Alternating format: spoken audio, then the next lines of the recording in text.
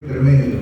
La parte encefálica es la parte intermedia del cerebro. Vean, los límites que tiene el encéfalo, hacerlo acá. Vean, vamos a hacerlo acá. Estos son los límites que tiene el encéfalo. Quiero que tengan una idea. Ustedes lo han visto en los cortes de lo que es la mitad del borde medial de los hemisferios cerebrales. El día de hoy vamos a hablar de esta estructura que tiene una forma ovoidea, que es el tálamo. Vean ustedes, vamos a hablar de todas las características del tálamo ubicado en el encéfalo. Vamos a hablar de esta zona intermedia distal que es el hipotálamo. Esta zona que está en el límite del tálamo y el inicio del tronco encefálico del mesencéfalo se llama subtálamo. Esta zona posterior, que se vamos a llamar, cuyo elemento central es la glándula pineal, eso se va a llamar el epitálamo con sus elementos neuroanatómicos importantes. Y por último, hablaré sobre el pulvinar, o la parte posterior del tálamo, donde se encuentra lo que en práctica hoy día les he enseñado, los cuerpos geniculados. Acuérdense que los cuerpos geniculados están integrados, el lateral a la vía visual y el medial a la vía auditiva. Entonces, todos estos elementos vamos a pasar. Vean ustedes qué bonita imagen. Aquí tienen ustedes el tálamo, hipotálamo con el cuerpo mamilar, subtálamo, epitálamo, aquí está la glándula pineal, vean ustedes, con la comisura blanca posterior. Entonces, esos elementos están tan cerca uno del otro, pero tienen funciones muy diferentes, muy diferentes. Algunos elaboran neurosecreciones, otros hormonas, otros no elaboran nada, solamente son centros de distribución de lo que son fascículos importantes que vienen del encéfalo y se van a la corteza cerebral. Y el día de hoy lo vamos a ver. Igual acá, miren, ¿qué es esto? A ver, ¿qué es esto? Esos son los plexos. ¿Y esto qué cosa es? Ese es el agujero de Monroe. Es el agujero de Monroe. Por aquí pasa el líquido cefalorraquídeo y baña lo que es el tercer ventrículo. Entonces, lo que quiero que ustedes entiendan es esto. Vean ustedes. Vamos a ver acá. Esto de acá. Imagínense ustedes, aquí está Monroe, plexos coroideos, el ventrículo lateral. Todo esto es bañado por todo esto es tercer ventrículo, pero cuando se llena de líquido cefalorraquídeo, el fondo de este tercer ventrículo es lo que vamos a hablar el día de hoy, es decir, el diencéfalo. Es como si estuviéramos en un mar, todo el mar es líquido cefalorraquídeo y las profundidades de ese mar van a ser el diencéfalo. Todo esto es decir, el hipotálamo, el tálamo, el epitálamo, el subtálamo está bañado ¿con qué? Con líquido cefalorraquídeo. ¿Está claro? Esa es la idea que quiero que llegue. Y esta zona se le llama diencéfalo. Y hoy día lo vamos a conversar. Vean, igual acá, ¿no es cierto? Aquí tienen el hipotálamo, el tálamo, subtálamo. Ahí está la glándula pineal con los elementos de la comisura blanca posterior. Ahí lo tienen. Tálamo, subtálamo, epitálamo, hipotálamo. Y el metatálamo es la que yo lo llamo el pulvinar. ¿Qué cosa es pulvinar? Los núcleos posteriores del tálamo, donde van a estar los cuerpos geniculares. Eso es el metatálamo, ¿ya? Entonces eso se ve por detrás. Y aquí está el metatálamo, vamos a verlo. Aquí está. Vean ustedes, ahí está el tálamo, los cuerpos geniculados. Esto hay que identificarlos en los cortes que tienen, por favor.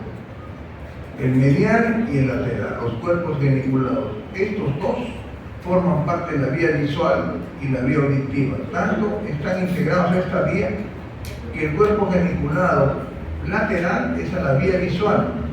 Formaría lo que yo llamo la tercera neurona de la vía visual y el cuerpo geniculado medial la tercera neurona de la vía auditiva. Eso es importante que ustedes lo vean. A esos elementos están integrados al metatálamo. Entonces, empezaremos con el tálamo. Vean. El tálamo es un centro de distribución de información. No elabora nada, ningún tipo de neurosecreciones, ni hormonas, nada. Lo que hace es distribuir la información que llega a estos núcleos que vamos a ver el día de hoy y lo llevan ¿a dónde? A la corteza motora, a la corteza sensorial sensitiva, para cumplir la función que ha sido encargada. Entonces, el tálamo tiene esta característica. Entonces, vamos a ver acá. Vean. Ahí tienen ustedes el corte. ¿Qué corte es ese? ¿Qué corte es ese? ¿Qué corte es ese? Es un corte de Fletching. Lógico, es un esquema del corte de Fletching. Aquí van a ver, este es tálamo. Este es tálamo. ¿Qué es esto? ¿Qué es esto? La cabeza del núcleo caudado, el cuerpo estriado, parte del cuerpo estriado. ¿Qué es esto? El núcleo lenticular con el putamen y el globus pallidus. ¿Qué es esto? El claustro o antemuro, ¿no es cierto? Ahí tienen el claustro antemuro. Un centro de distribución olfactoria. Segundo, ¿qué es esto de acá? Las proyecciones del pico y rodilla. ¿Eso cómo se llama? Forceps minor. Forceps minor. ¿Qué es esto de acá? El forceps major. Distribuir las proyecciones que hace o las radiaciones que hace el rodete o spleen. Miren, la cola del núcleo caudado, la ínsula, fornix, radiaciones ópticas. Vean ustedes, pero eso lo hemos visto el día de hoy en la práctica de morfología interna, ¿no es cierto? Ahora, este es el tálamo, miren muchachos, el tálamo parece con dos balones de fútbol americano que tiene una serie unidos por una comisura gris que los une a ambos lados de los hemisferios. El tálamo, si yo mirar al tálamo, imagínense que lo veo por la cara lateral y aquí lo veo por la cara medial, es decir, lo estoy mirando por afuera y por adentro. Si lo miro por la cara lateral, voy a tener los siguientes núcleos. Miren, el anterior, el posterior con los cuerpos vinculados laterales y mediales. Voy a tener estos que están delante y lateral. ¿Cómo lo llamaría? Ventrales laterales. Anterior, ventral lateral intermedio, y el ventral posterior lo voy a dividir en lateral y medial. Entonces, yo estoy mirando el tálamo, los núcleos por la cara lateral, por eso lo voy a dividir. Una mitad que va hacia adelante son los ventrales laterales, anteriores, intermedios. El posterior lo voy a dividir en lateral y medial. Y si yo miro por fuera, pero hacia atrás, son los dorsos laterales. Entonces vean ustedes, los núcleos talámicos es como una aduana, es unos núcleos que reciben información importante, ya sea motora o sensitiva. Entonces, ¿yo qué cosa les voy a preguntar? ¿Qué aferencias llegan a estos núcleos y qué eferencias salen de estos núcleos? Por otro lado, aquí vamos a tener los núcleos que miro por dentro del tálamo. Van a ser el centro medial y el dorso medial, que son núcleos que en este caso ahora lo vamos a ver de asociación. Y el núcleo anterior se sigue manteniendo porque están en los vértices. Por lo tanto, vean ustedes, el tálamo tiene el núcleo anterior, ventral lateral anterior, ventral intermedio, el ventral posterior se divide en postero lateral, postero medial, núcleo posterior integrando a los cuerpos geniculados, es decir, este núcleo, esto es metatálamo o pulvinar, donde están los cuerpos geniculados integrados a la vía visual, acá, lateral y medial a la vía auditiva. El dorso lateral, dorso medial y el centro medial. Entonces, ¿qué aferencias y aferencias llegan acá? Miren ustedes, vean. Vamos a empezar con el anterior. Aquí tienen ustedes el anterior. El anterior ya ustedes lo conocen en el circuito de Toqués, el sistema límbico. El núcleo anterior está integrado ¿a qué cosa? Al sistema límbico. Por lo tanto, las vías que llegan al núcleo anterior vienen de qué dónde? Del cuerpo mamilar. ¿Cómo se va a llamar esa aferencia al núcleo anterior? Mamilo talámicas. O sea, esto no se olvide. Este es el núcleo talámico que está integrado al sistema límbico. Porque ustedes dijeron, ¿de dónde va el cuerpo mamilar la información? Al núcleo anterior del tálamo. Es lo único, la única función que tiene este núcleo, integrado al sistema límbico, las emociones. Pero para cumplir esa función va a salir a dónde tienen que irse, muchachos. A la corteza del cíngulo. ¿Cuáles son las áreas cingulares? 23, 24, 31 y 32. Por lo tanto, ¿cuál sería la eferencia del núcleo anterior? Tálamo cortical, pero haciendo siempre hincapié que vamos a ir a las áreas cingulares, ¿está claro? Entonces, el núcleo anterior tiene integración al sistema límbico a través del circuito de Toqués. Lleva uno. Este es un núcleo de naturaleza motora. El otro núcleo, el ventral lateral anterior, para que no se olvide.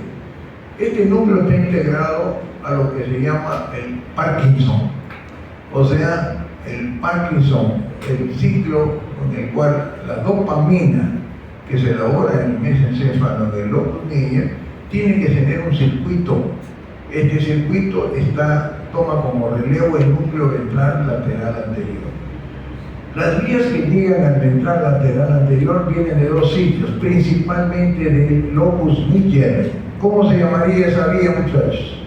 Nigrotalámicas, porque viene el locus Meyer y va al tálamo, nigrotalámico. Entonces, así tienen que responder ustedes. Aferencias al ventral lateral anterior, nigrotalámicas.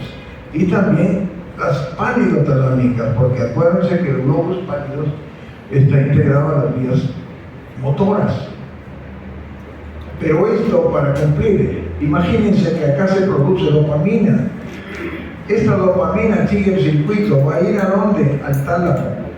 El tálamo, al núcleo ventral lateral anterior, recepciona la información dopaminérgica y dice, ¿a dónde va a ir esta información? A la corteza. ¿Qué corteza? Motora, pues. 4 y 6, motora primaria y secundaria. Entonces, esta es la vía del Parkinson, esta es la vía que todos manejamos. ¿Qué pasa cuando uno tiene Parkinson o está empezando con esta enfermedad? Aparte de eso, vean qué pasa. Voy a producir cada vez menos dopamina, ¿está claro? Porque la dopamina no la voy a producir bruscamente, la voy a eliminar. No, es una enfermedad degenerativa, es decir, voy a empezar a producir poco, cada mes pasa menos, o sea que yo voy a empezar con movimientos involuntarios en reposo, lentos, casi imperceptibles, pero conforme pasen los meses voy a empezar a tener mayor cantidad. En el Parkinson, al no producir una cantidad adecuada de dopamina, esta información tiene que seguir el circuito igual que todos nosotros producimos en cantidades normales. Ese circuito se mantiene, va al tálamo, ¿a qué núcleo? Al ventral lateral anterior, y de ahí va a dónde? A las áreas motoras. Pero como esa información de cantidades de dopamina es inadecuada, es como decir, va a ir a la corteza inadecuadamente, ¿qué va a producir? Esos movimientos motores van a empezar a producirse en forma automática. ¿Qué pasa con nosotros que producimos dopamina en cantidades normales? Ese circuito se mantiene, pero va a informar, ¿qué informa el tálamo? Este núcleo informa a la corteza que hay cantidades adecuadas de dopamina. Por lo tanto, la corteza no va a hacer ningún tipo de movimiento parkinsoniano o semiautomático. ¿Está claro? Entonces, es como decir, es la gasolina que va a inhibir esta producción de movimiento. Nosotros no tenemos eso. pero en el Parkinson sí. Por eso digo es una enfermedad degenerativa. Entonces, el núcleo ventral lateral anterior es el núcleo de ¿qué? De vía del Parkinson. Unos han pensado, ¿el Parkinson tiene cura o no? No tiene cura, lamentablemente. Algunos han dicho, doctor, pero si yo extirpo este núcleo, bloqueo toda la acción contraria a la producción de movimientos a la corteza motora. Sí, pero las cantidades de dopamina no se producen, pues. Esa información siempre va a ir ahí. Jamás se va a poder evitar eso. Seguimos. Entonces no se olviden que el núcleo hipotalámico que está integrado al Parkinson es el ventral lateral anterior. Otro núcleo que tiene el tálamo es el ventral intermedio. Este núcleo está integrado a lo que es la información que viene del cerebelo. ¿El cerebelo qué funciones tiene? A ver, ¿qué me dice? ¿O qué idea tiene? El cerebelo tiene 3 funciones importantes. El tono muscular, es decir, cuando yo hago ejercicio, hago tono muscular. ¿Qué más? La coordinación fina, la capacidad que tengo yo para dibujar, para pintar, para amarrarme los pasadores de los zapatos, todo es coordinación. Y tercero, el equilibrio. Me paro, corro, no me caigo. Vean ustedes el equilibrio cinético. Toda esa información, ¿a dónde tiene que ir para cumplir? A la corteza. ¿Y cuál es el núcleo talámico que recibe esa información? El ventral intermedio. A través de un núcleo que viene del cerebelo, que es el dentado, pero tiene que pasar previamente por el núcleo rojo mesencefálico. Entonces el cerebelo manda esa información y va a ir al núcleo ventral intermedio del tálamo. ¿Cómo se va a llamar esa vía entonces? Dentro, rubro, talámica. Llega esa información. ¿Qué hace el tálamo? Ese núcleo dice, para cumplir esa función tengo que enviar esa, ¿a dónde? A la corteza. ¿A dónde lo envía? A la corteza motora y premotora, incluso a la óculo-cefalogiria. Ahí lo va a enviar. ¿Cómo se va a llamar esa eferencia de este núcleo? Tálamo cortical. Si ustedes se han fijado, las eferencias que están en color amarillo, que salen del núcleo anterior, también son tálamo corticales, solo que estas van al cíngulo. Eso hay que especificar. Estas también son tálamo corticales, la del Parkinson, solo que estas van a las áreas 4 y 6. Las eferencias del ventral intermedio van a la corteza motora, premotora y a la 8.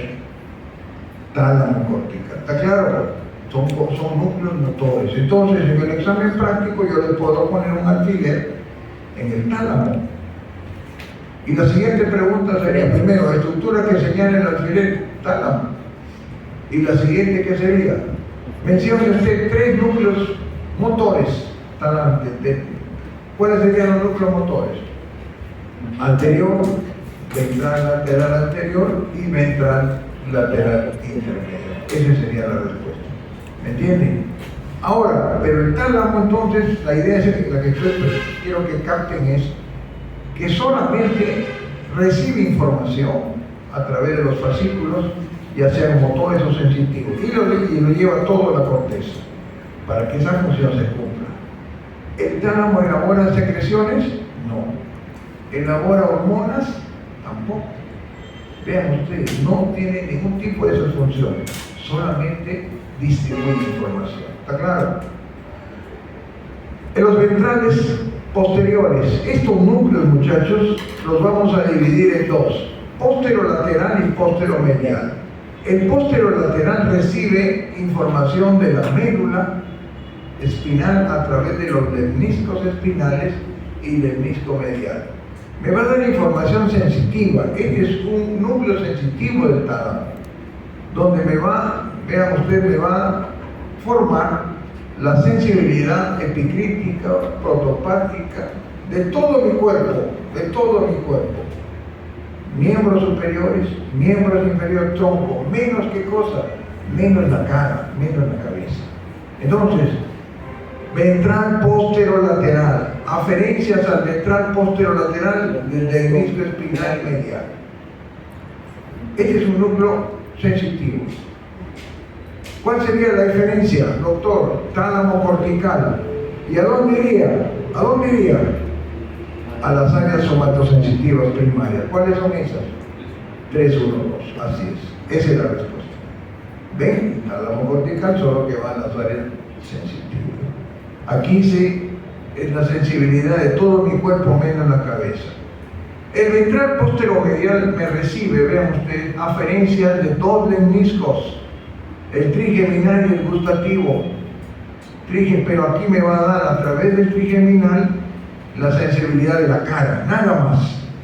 Su nombre lo dice, quinto 1, quinto 2 y quinto 3, la sensibilidad de mi macizo facial.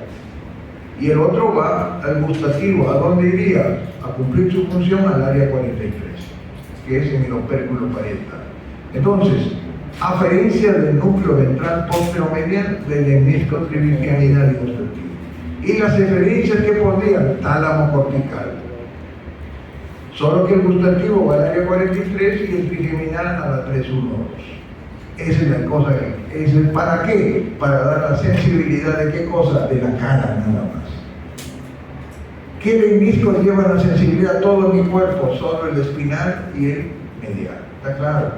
Entonces, este núcleo, estos dos núcleos talámicos son de naturaleza sensitiva. Seguimos. El dorso lateral. El dorso lateral ya está más elaborado, es más complejo, recibe información de las áreas 5 y 7.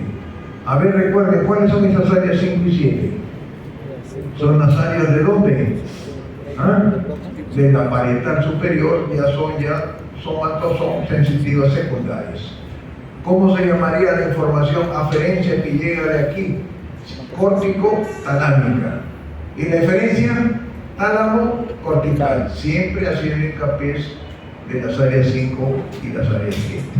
Otro área importante, el dorso lateral, que son áreas de naturaleza sensitiva. Muy bien. Vayamos a este núcleo de acá, el dorso medial, otro núcleo talámico. Se dice que la afección a este núcleo, patología que afecta este núcleo, hay cambios en la conducta de una persona, la incapacidad de relacionarse con su entorno.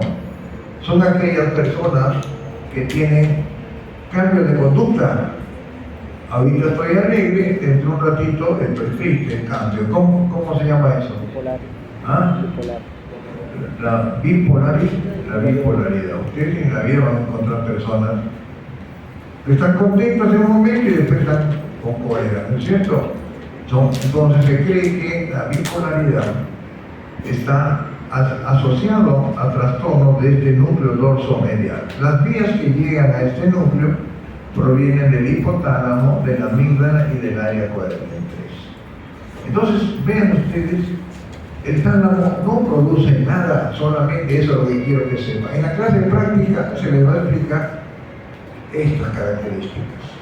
Y vamos a ver los demás elementos que sí producen neurosecreciones. Y eso va a ser la diferencia marcada. Entonces, esto es tálamo. Ahí tienen el tálamo, vean ustedes. Núcleo anterior integrado al sistema límbico. Este es el Parkinson.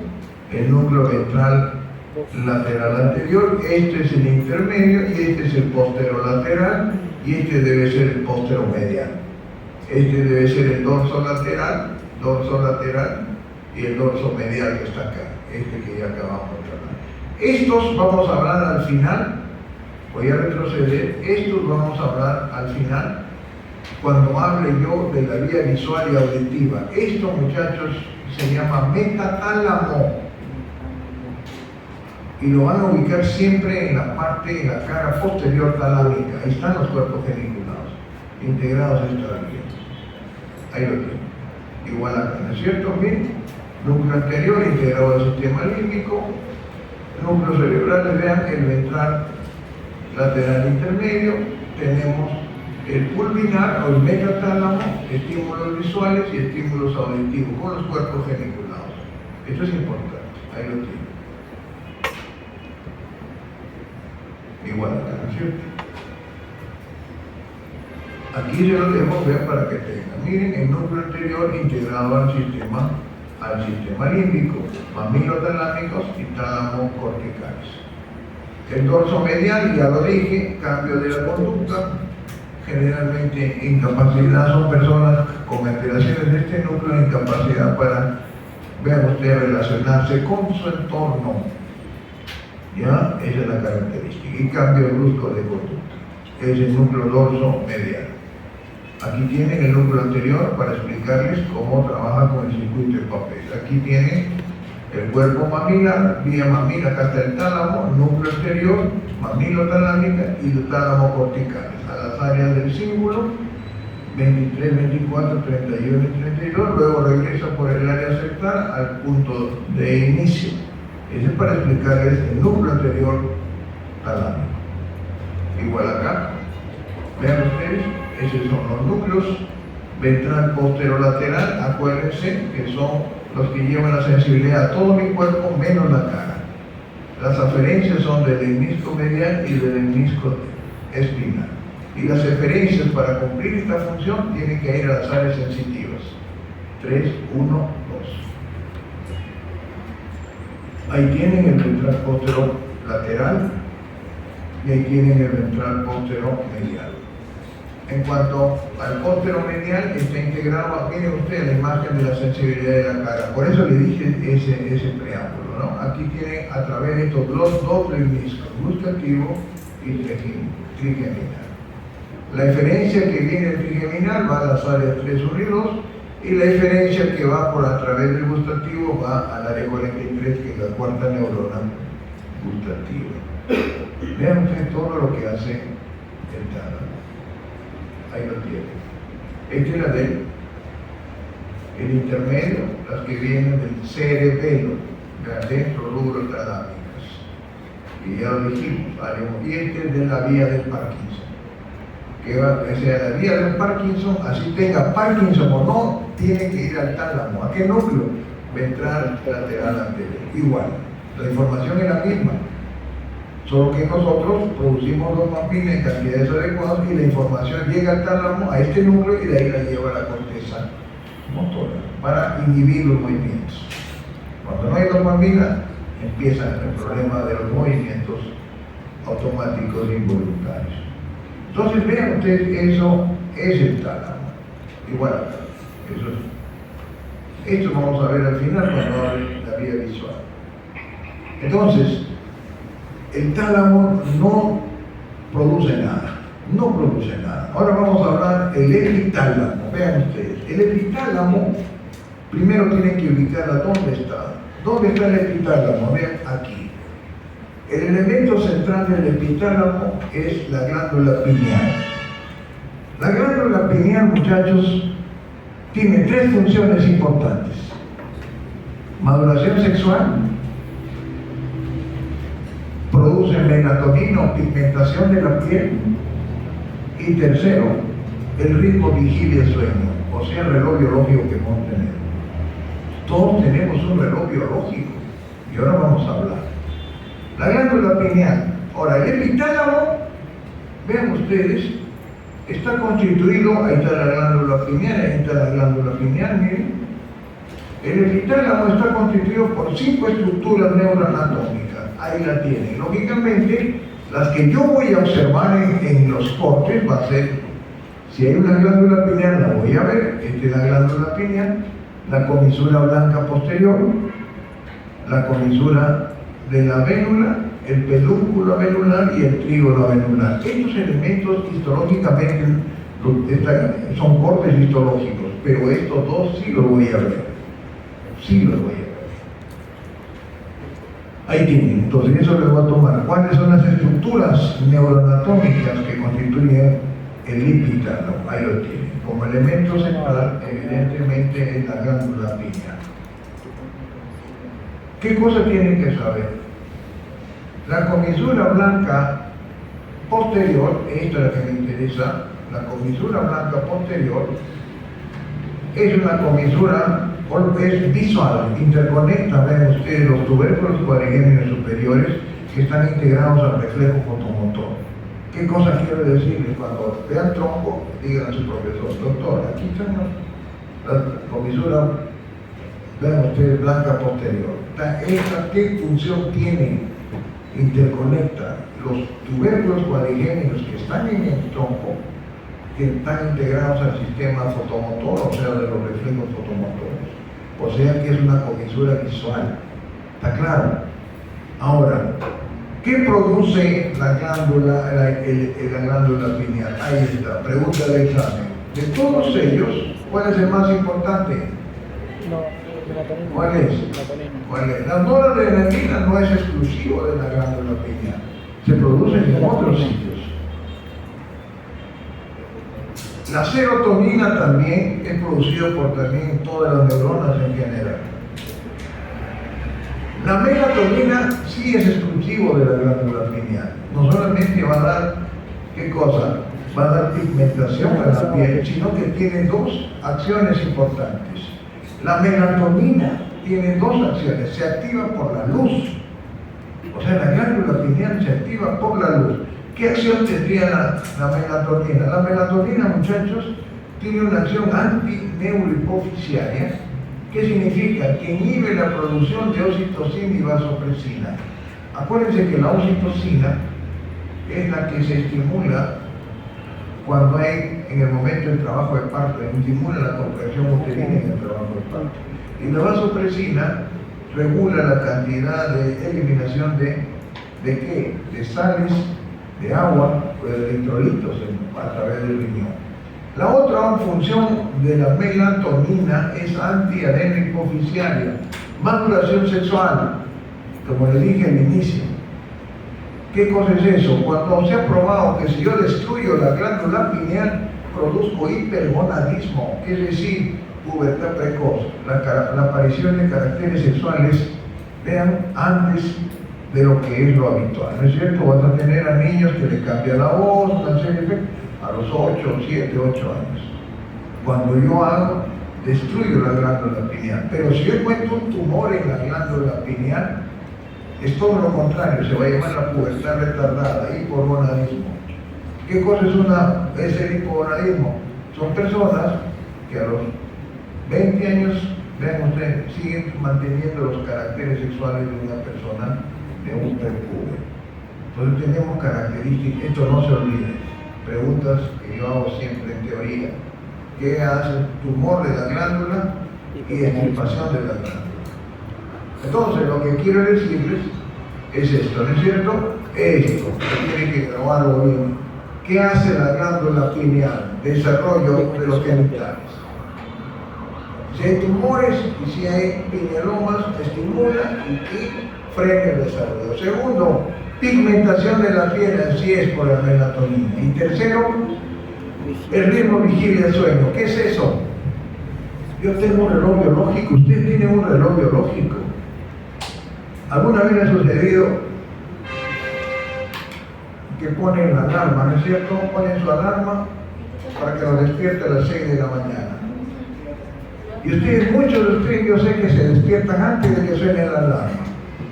¿Les ha sucedido o no? A veces se despiertan 15 minutos antes y no son nada. Y cuando suena la alarma ya la apagan. ¿Por qué? Porque tiene un reloj biológico importante. ¿Está claro? Pero ese reloj biológico lo hace la glándula pineal, se activa con la luz. Otro ejemplo, ¿qué pasaría si yo a ustedes, a uno de ustedes lo llevo al Polo Norte y le quito, vean ustedes, vean al Polo Norte nada más? En el Polo Norte los días duran 6 meses, las noches duran 6 meses. ¿Usted cree que se alteraría su ritmo de ustedes o no? Lógico. Imagínense que llegan justo cuando están los 6 meses de noche.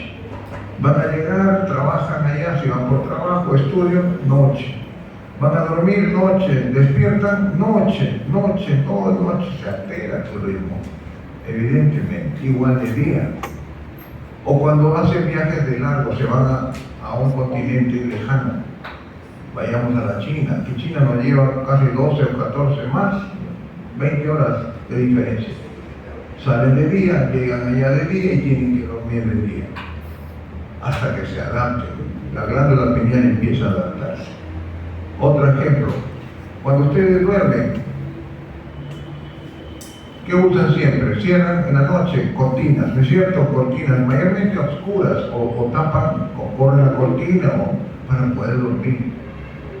A veces uno duerme de día por efecto de ustedes, pero es difícil conciliar el sueño de día con la luz.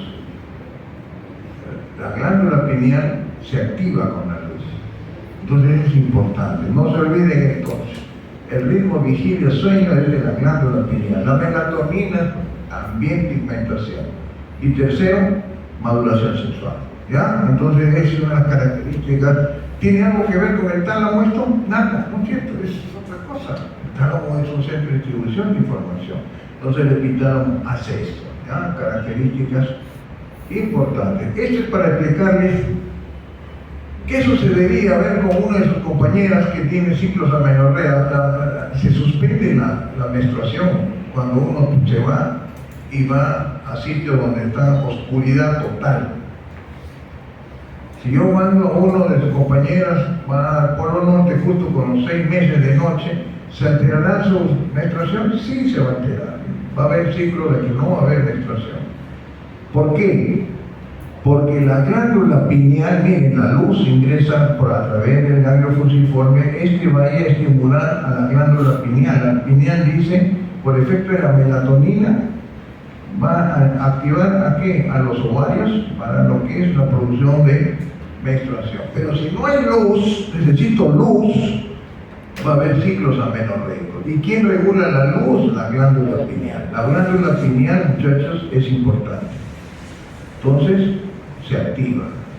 Entonces, vean ustedes lo importante que es eso. Es más el ritmo biológico que tenemos, que es importante. Entonces, no se olviden de esto, de las funciones de la glándula pineal. ¿Está claro entonces? Vean, entonces, ya hemos visto el epitálamo. Ahora quiero enseñarles el subtálamo. Entonces, el subtálamo es una frontera entre lo que es tálamo y el inicio de lo que es el tronco encefálico. ¿Dónde está? Ahí. Entonces, oriéntense bien. Esto es el subtálamo. Esta franja de acá. ¿Qué es esto, muchachos? Esto es tálamo. ¿Qué es esto? El epitálamo. Aquí está la glándula pineal, comisura blanca posterior. Este es epitálamo. Esto es tálamo. Aquí están los núcleos talámicos. Esto es subtálamo. Pero el subtálamo dice, yo no tengo nada que ver con el epitálamo, su función menos con el tálamo. El subtálamo solamente va a distribuir información motora extrapiramidal que viene de la corteza para realizar movimientos que se llaman voluntarios e involuntarios. Todos los movimientos motores que van a ir al tronco pasan por el subtálamo. Los núcleos o los elementos neuroanatómicos que constituyen el subtálamo, vamos a ver, son, hay funciones, como les dije, asociadas. Vean ustedes, funciones asociadas al sistema extrapiramidal. Toda la parte motora que viene de la corteza pasa por el subtálamo. Estos son los elementos que constituyen el subtálamo. Lógicamente, no les voy a, es importante saberlo, pero no se puede visualizar. Debe ser morfológicamente externa en el subtálamo. Si yo quiero tomar ese subtálamo, agarraré un alfiler, lo pongo en el sector subtalámico y le diría, mencione 3 núcleos subtalámicos. ¿Cuáles son estos núcleos?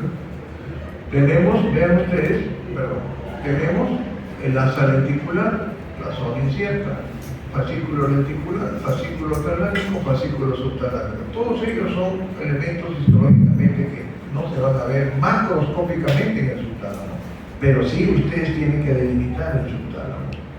El subtálamo, entonces, vean ustedes, tiene las siguientes aferencias que vienen de la corteza y que vienen del pálido. Se van a llamar pálidos subtalámicas y córticos subtalámicas.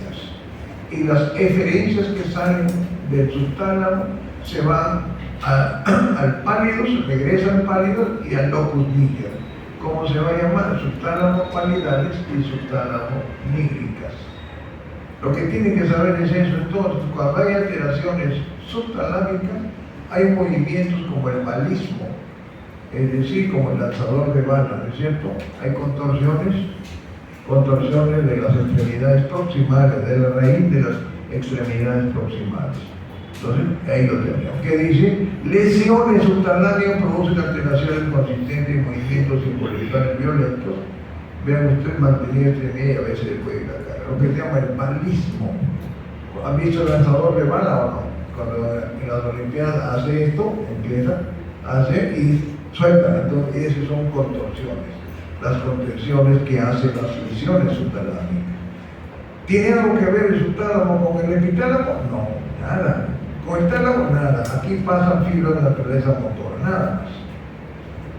Vamos a seguir. ¿Dónde estaría aquí el subtálamo? ¿Dónde estaría? Este es el subtálamo, Esta pequeña franja de acá. Este es el subtálamo. ¿Esto qué es? Tálamo. Epitálamo. ¿Ya? Y ahora vamos a hablar de esto. ¿Qué es esto? El hipotálamo. Vean ustedes. Ahí lo tenemos. El hipotálamo. Este sí es un centro importantísimo. Esto, miren, ahí está, lo he señalado. El hipotálamo, muchachos. ¿Cuánto pesa el cerebro humano? ¿Cuánto tengo de pesante? 1200 a 1500 gramos, ¿no es cierto? ¿Cuánto creen que pesa el hipotálamo? O sea, se ha proyectado que pesa 4 gramitos, 4 gramos. Pero en esos 4 gramos, muchachos, ahí se producen hormonas. Aquí están los centros de control de mi temperatura. Aquí están los centros de la saciedad y la sed. ¿De qué vamos a hablar? Aquí están los centros de producción de hormonas de crecimiento, inhibidores de la prolactina. Ahora, esto es, ven usted, ahí lo tienen igual, este es el hipotálamo. ¿Cuál sería los límites del hipotálamo, doctor? Empieza con la comisura blanca anterior, lámina terminal, quiasma, aquí está el quiasma óptico, el infundíbulo donde se implanta la glándula hipófisis, aquí estaba la silla turca. Luego sigue y termina en el cuerpo mamilar. O sea, el cuerpo mamilar pertenece al hipotálamo. Y ustedes saben que el cuerpo mamilar está integrado al sistema límbico. Entonces también trabaja con el sistema límbico. Entonces, el hipotálamo lo vamos a dividir en 3 sectores. Miren lo que voy a hacer, en 3 sectores. Un sector quiasmático, un sector infundibular y un sector mamilar. Repito, quiasmático o preóptico, un sector infundibular porque está el sector donde está la glándula hipófisis y un sector mamilar. Vamos a verlo. Ahí está. Supraóptico, infundibular y mamilar. Y voy a ver una serie de núcleos. Vean ustedes. Los núcleos hipotalámicos son los siguientes. Empecemos con el preóptico. Miren ustedes, el preóptico es un núcleo que es el termostato de mi temperatura. A ver, ¿cuánto tengo de temperatura? Ustedes en este momento, si les tomo yo la temperatura corporal, ¿cuánto es lo basal? 36, muy bajo, ¿eh? Más o menos 36, 8, 37 grados, ¿no es cierto? Esa es la temperatura. Este núcleo preóptico me regula esta temperatura corporal. ¿Está claro? O sea, regula el termostato, mi temperatura basal. ¿Dónde se encuentra? En el hipotálamo, en el primer sector. Luego tengo el hipotalámico anterior. Miren, el hipotalámico anterior es un núcleo que regula la antihipertermia. ¿Qué trato de decirles? ¿Cómo mi cuerpo reacciona cuando tengo fiebre? A ver, ¿cómo hago? ¿Qué cosa hace mi cuerpo? Porque lo que quiero es perder calor, ¿no es cierto? ¿Qué hace mi cuerpo cuando tiene fiebre? Estoy con 40 grados. A ver, ¿qué hace? Sudo, porque la cosa es perder calor. Entonces, miren cómo el núcleo hipotalámico anterior hace que yo pierda calor. Segundo, mi corazón va a aumenta su frecuencia o se vuelve radicálico. Aumenta la frecuencia. El corazón, cuando uno tiene fiebre, tóquense el pulso, hay taquicardia. Y mis arterias, ¿qué hacen las arterias? ¿Hay una vasoconstricción o vasodilatación? Lógico, vasodilatación, porque lo que quiero es perder temperatura. Mi cuerpo reacciona así. Los centros hipotalámicos anteriores, entonces, es un núcleo que controla la anti-hipertermia. Acuérdense, hipotalámico anterior. Y el hipotalámico posterior hace todo lo contrario, antihipotermia.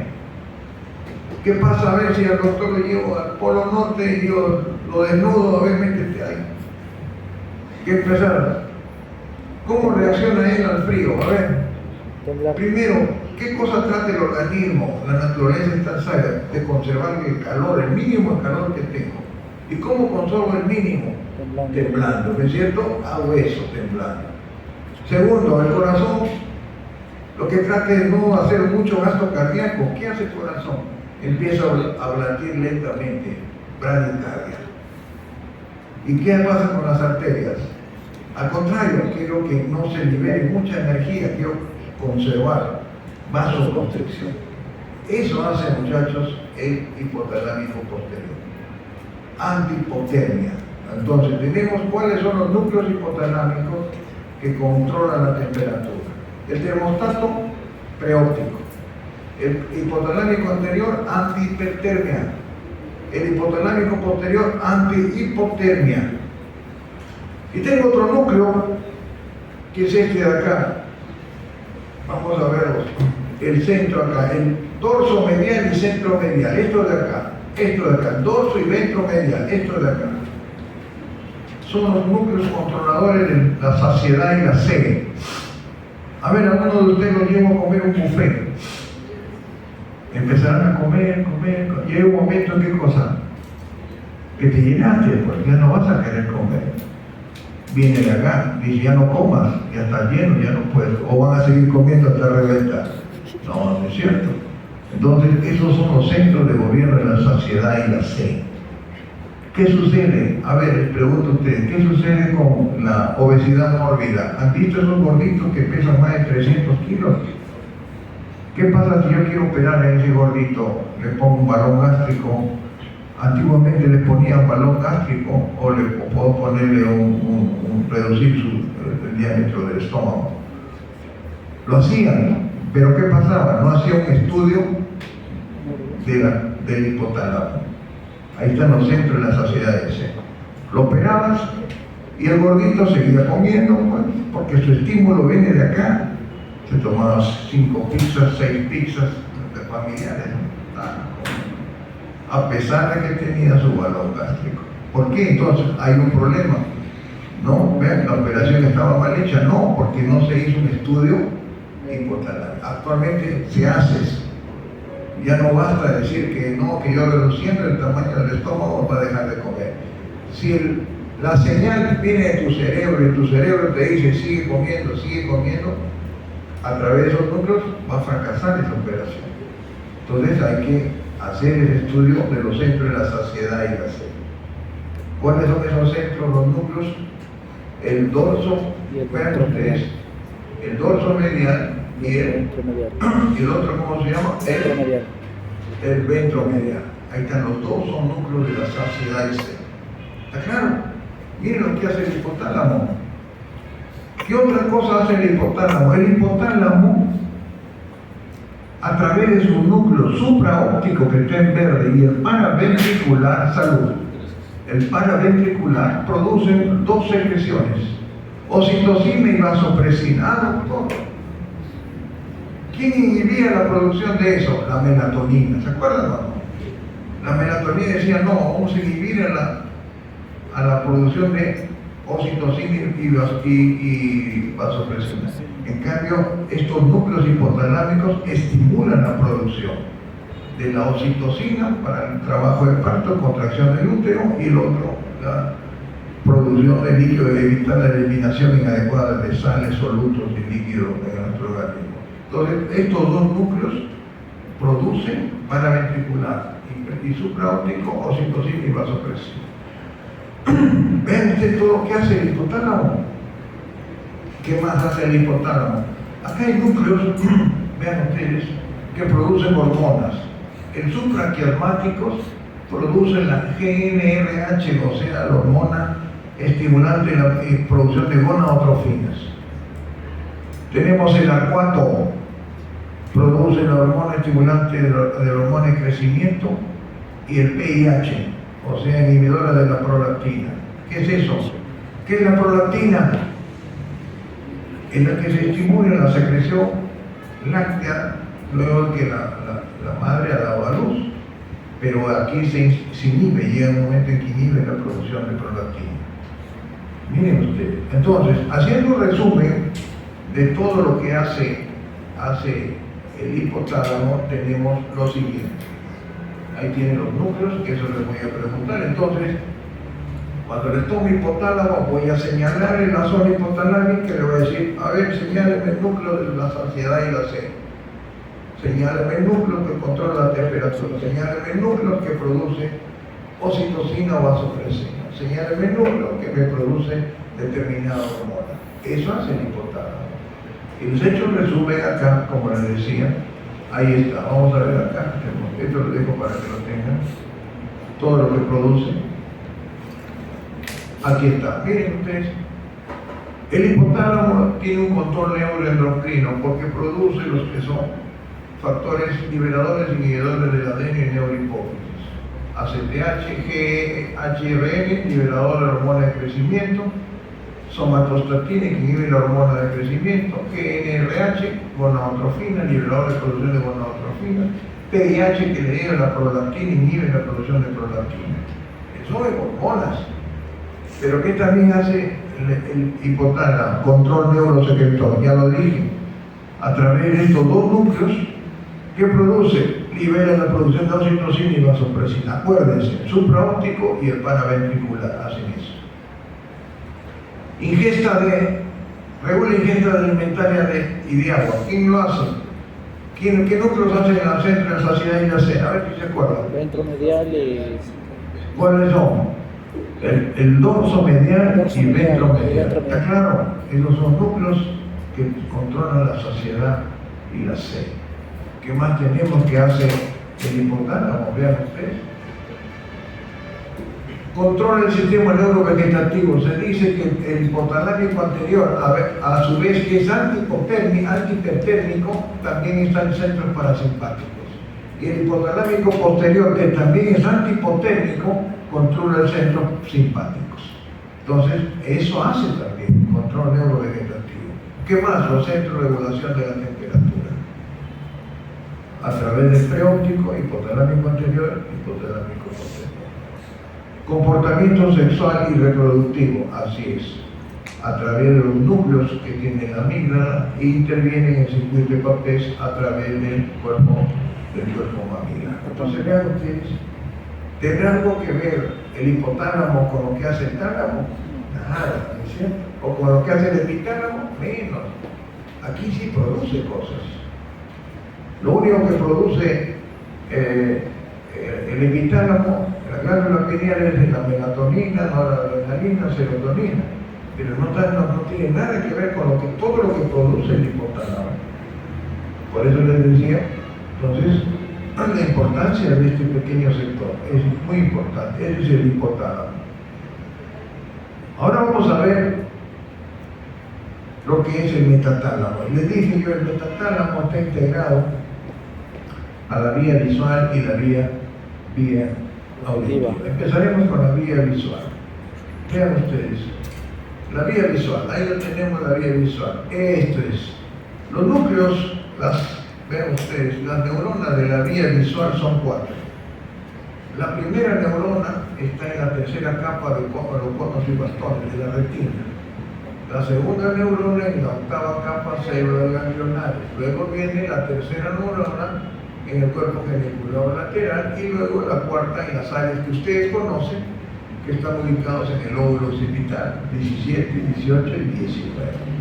Ahora, ¿cómo es este sistema? Ahí lo tienen, vean ustedes. La imagen, la vía visual ingresa, y hoy día se los hice por la retina, la primera neurona, conos y bastones, la segunda ganglional. ¿Qué es esto?